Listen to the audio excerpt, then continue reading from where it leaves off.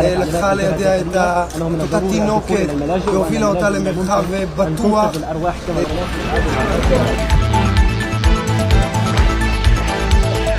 Israel পরপর ৩ দিন ইরানের সামরিক ও পারমাণবিক স্থাপনায় ভারী হামলা চালিয়েছে। এতে মৃত্যু হয়েছে অন্তত ১৮ জনের, আহত হয়েছে প্রায় ৯০ জন। এই হামলাকে কেন্দ্র করে পুরো ইরান জুড়ে আতঙ্ক ও অনিশ্চয়তা ছড়িয়ে পড়েছে। ইসরায়েল ও ইরানের মধ্যে শুরু হওয়া সামরিক সংঘাত এখন পূর্ণমাত্রিক যুদ্ধের রূপ নিচ্ছে বলে মনে করছে আন্তর্জাতিক বিশ্লেষকরা।